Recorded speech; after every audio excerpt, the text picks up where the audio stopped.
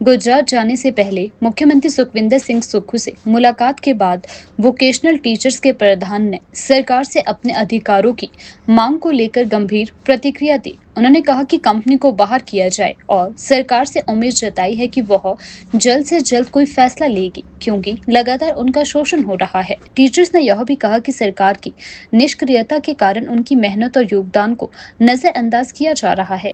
उन्होंने सरकार से यह स्पष्ट किया कि यदि जल्दी निर्णय नहीं लिया जाता है तो वे आगामी दिनों में और अधिक गंभीर कदम उठाने के लिए मजबूर होंगे।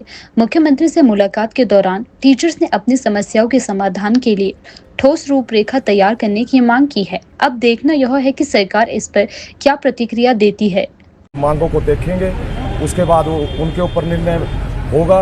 हमें पूरी उम्मीद है, क्योंकि ये जो प्रोजेक्ट है ये सेंटर स्पॉन्सर तो है, परंतु जो फंडिंग है अन्य स्टेटों में भी, जो हरियाणा का है, जैसे दूसरे स्टेट में गए थे तो हरियाणा में भी कंपनियां बाहर हैं। हम तो सिर्फ एक मांग रख के थक गए अब तो, कि कंपनियों को बाहर करो, सैलरी प्रॉपर चैनल से दे दो।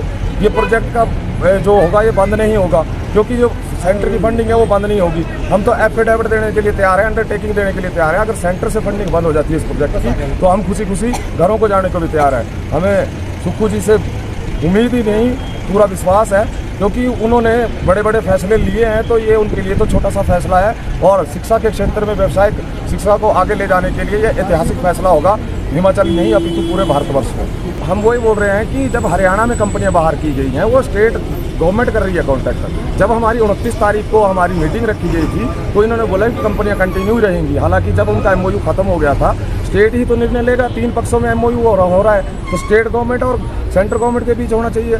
तीसरा पक्ष कंपनियों को इन्वॉल्व किया गया। इसी चीज़ से हम उदास हैं, क्योंकि हम तो धन्यवाद करने के लिए आए थे, तो प्रॉपर जानकारी नहीं दी जा रही मुख्यमंत्री को। अभी हम फिर से वार्तालाप का दौर होगा तो प्रॉपर जानकारी जब उनको पूरी हो जाएगी, क्योंकि जो अधिकारियों द्वारा मिसगाइड भी किया गया मेरे ख्याल से। जब हरियाणा में कंपनियां बाहर हैं, जब सामने एग्जाम्पल है, फंडिंग बंद नहीं हो रही है, 8 से 10 करोड़ जो 14% के मैनेजमेंट चार्जेस, 14% जो मैनेजमेंट चार्जेस हैं वो बच रहे हैं, तो फ़ायदा हो रहा है, सरकार का भी हो रहा है और हिमाचल के युवाओं का भी होगा।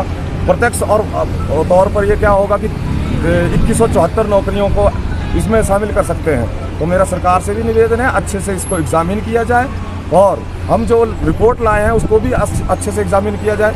जब हरियाणा में हो सकता है तो हिमाचल में क्यों नहीं।